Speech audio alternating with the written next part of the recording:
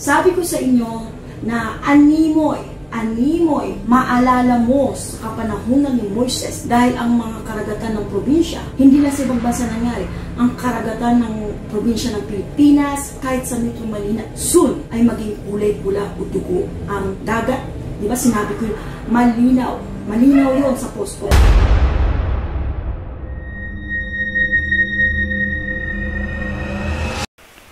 Hello po mga ka-PTV, sa video na ito ay tatalakayin natin ang tsunami na lalamon sa dalawang probinsya na ito ayon sa mga visions ni Madam Rudy Baldwin. Pero kung ikaw ay hindi pa nakasubscribe sa aking channel, baka naman.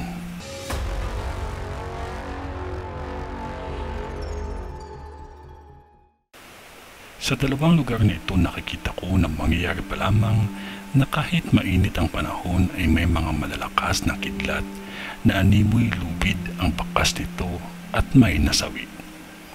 May nakikita akong kidlat na nagdulot ng malaking sunog.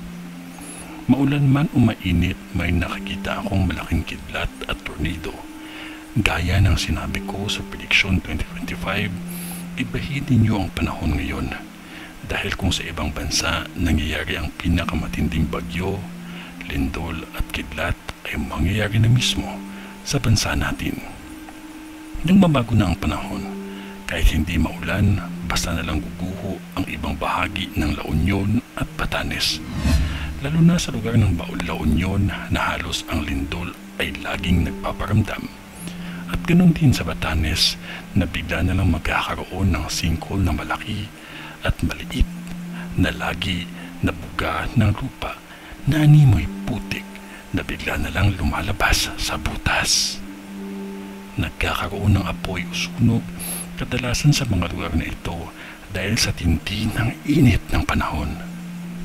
Sa lugar ng Batanes nagkaroon ng sunog mismo sa simbahan at sa lugar na kung saan namamasyal ang mga turista. May nakikita din akong malaking aksidente na mangyayari pa lamang. May aksidente akong nakikita na kung saan dala ng panik ng tao kaya nagkakabuhol-buhol ang mga sasakyan. Sa kahit na ano pang sitwasyon, mas pairalin natin ang pagiging kalma lamang at samahan ng dasal. Ang bisyon na ibabala sa ating lahat. Kung ano man ang nakikita ko ay hanggang dun lang din ang aking masasabi. Maging handa ang mga taga La Union at Batanes sa biglaang tsunami na mangyayari pa lamang. Sa panahon ng tag-init, ang mga hamon ng kalikasan ay halos makukumpara na sa tag-ulan dahil sa kaliwat kanan na putukan ng kalsada at pagguho ng lupa.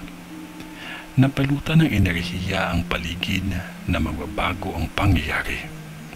Huwag basta magtiwala kahit kanino din at laging isara ang mga pintuan.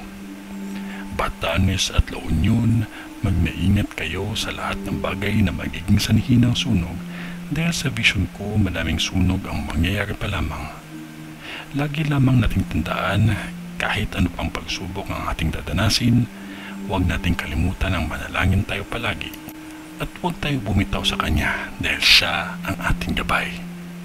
Sa ngalan ng Diyos Ama, ng Diyos Anak at ng Diyos Espiritu Santo. Amen.